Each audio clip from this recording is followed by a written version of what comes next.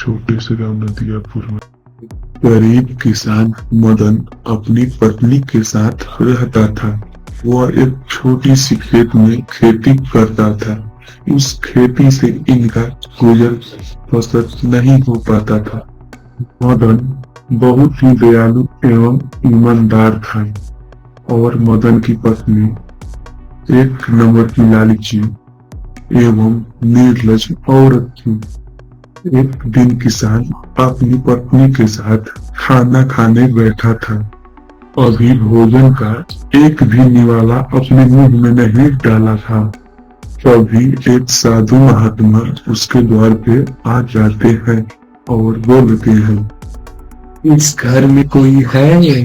इस बाबा को खाना खिला दो कोई।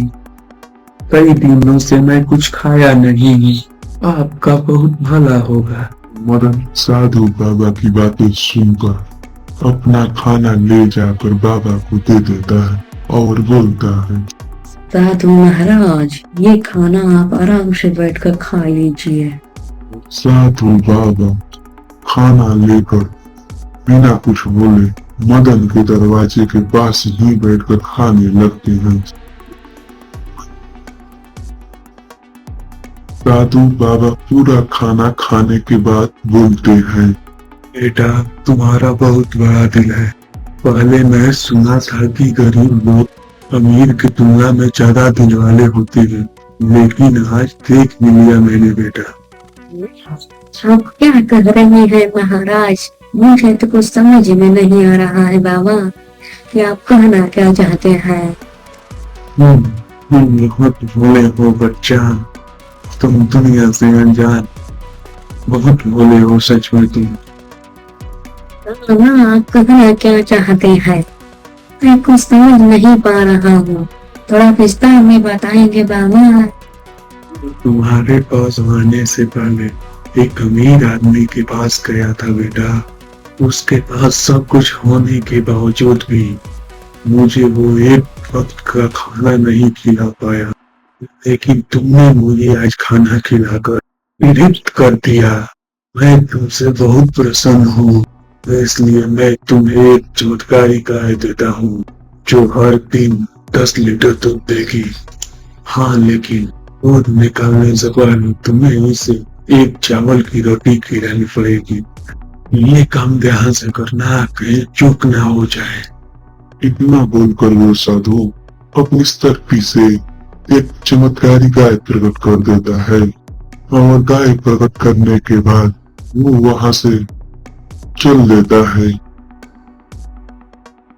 एक दिन किसान गाय को चावल की रोटी खिलाता है और एक बाल्टी उसके नीचे रख देता है और गाय उस बाल्टी को अपने दूध से भर देती है और किसान उस दूध को बाजार में बेचने चला जाता है।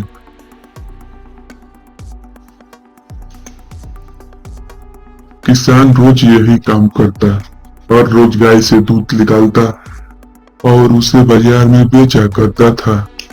कुछ ही दिन में किसान बहुत ज्यादा अमीर हो गया। एक दिन किसान की पत्नी किसान से बोलती है, जी सुनिए ना, हम हर रोज गाय से बस एक ही बार दूध निकालते हैं, इसलिए हम बहुत धीरे धीरे अमीर हो रहे हैं। यूं में हम एक ही दिन में कई बार दूध निकालें, जिससे बहुत ही कम समय में बहुत ज्यादा अमीर हो जाएंगे हम। क्या बोल रही हो तुम? याद नहीं है साधु बाबा ने क्या कहा था कि हर दिन केवल 10 लीटर ही दूध देगी और सिर्फ एक ही बार देगी? क्या तुम ये बात भूल गई? अरे अब साधु बाबा देखने थोड़ी आ रहे हैं कि हम कितने बार दूध निकालते हैं। साधु बाबा तो गाय देकर चले गए, इस पे अब हमारी मर्जी हुई ना, क्योंकि ये तो हमारी संपत्ति हो गई है जी। है तुम पागल हो गई हो। अगर हम ऐसा करते हैं तो क्या पता है ये 10 लीटर भी दूध हमें नसीब न हो और हमारे हाथ से ये गाय चली जाए। जाना लोग अच्छा नहीं है, समझे तुम? एक दिन किसान दूध बेचने बाजार गया था, तब भी उसकी पत्नी बोलती है, क्यों इनको समझ में कुछ नहीं आता। ये गाय हमारी है तो हम पैसे के कितना भी दूध निकाल सकते हैं, हमारी मर्जी। किसान की पत्नी लोभित होकर गाय को चावल की रोटी खिलाती है और गाय के नीचे एक बाल्टी रख देती है, लेकिन गाय दूध नहीं देती है और अचानक वहां से गायब हो जाती है। तभी किसान घर आ जाता है और किसान को गाय कहीं दिखाई नहीं देती है। अब किसान अपनी पत्नी से पूछता है, तब उसकी पत्नी उसको सारी बातें बताती है।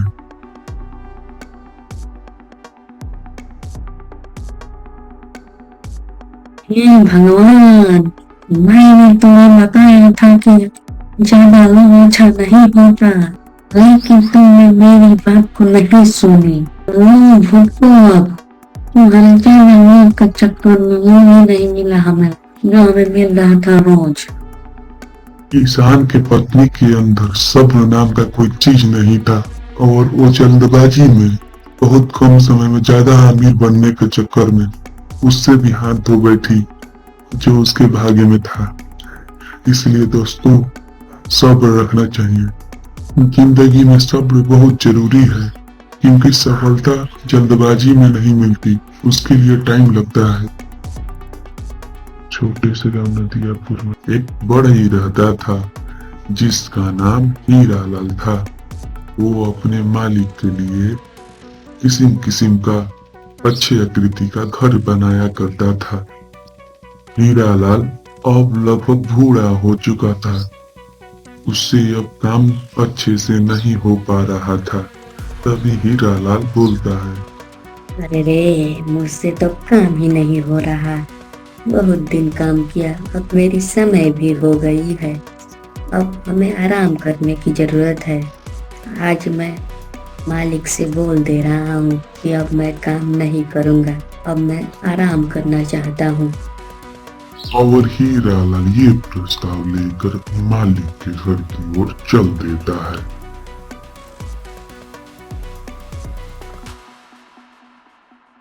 कुछ ही समय में हीरालाल अपने मालिक के पास चला जाता है और अपने मालिक से वो बोलता है, मालिकार, मैं आपसे एक बात कहना चाहता हूँ। ये आपको भी पता है कि मैं बूढ़ा हो चुका हूँ और मुझसे अच्छी तरह से काम भी नहीं हो रहा है, इसलिए मैं अब काम बंद करना चाहता हूँ और मैं आराम करना चाहता हूँ। हाँ रामलाल, बेशक मुझे पता है कि तुम बूढ़े हो चले हो और तुमसे अच्छी तरह से काम भी नहीं किया जा रहा है, लेकिन रामलाल मेरा एक गुजारिश है, तुम मना मत करना। हाँ बेशक, बताइए मालिकार, आपकी क्या गुजारिश है? माना मैं क्यों करूँगा भला, एक ही तो गुजारिश है आपकी, बताइए बताइए। सुनो, मैं आखिरी बार तुमसे एक अपना घर बनवाना चाहता हूँ, क्या तुम मेरा घर बनाओगे? हाँ हाँ, क्यों नहीं हजूर, जरूर बना दूंगा। ठीक है, तब कल से तुम अपना काम चालू कर दो। रामलाल अगले सुबह घर बनाने स्टार्ट कर देता है, लेकिन उसको घर बनाने में थोड़ी भी मन नहीं लग रहा था। वो जैसे तैसे 2 नंबर की सामग्रियां लाकर घर में लगा देता है और घर को यही तैयार कर देता है बिना ढंग का।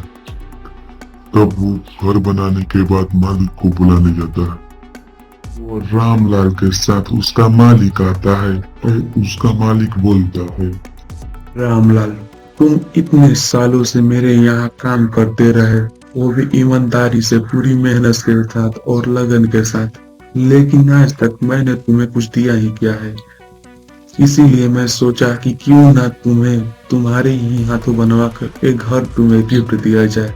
ये घर रामलाल मेरा नहीं, तुम्हारा है। तभी रामलाल बोलता है, क्या हजूर, ये मेरे लिए घर था? हाँ, तुम्हारे लिए था। क्यों, कैसा लगा ये तो? हाँ हजूर, बहुत अच्छा तोहफा ये है मेरे लिए, मुझे तो पता ही नहीं था। इस प्रकार रामलाल अपने ही घर को अनजाने में बर्बाद कर दिया। इसीलिए कहते हैं, कोई भी काम करो, किसी लिए भी काम करो, लेकिन लगन और मेहनत के साथ करो। क्या पता आगे भविष्य में क्या हो।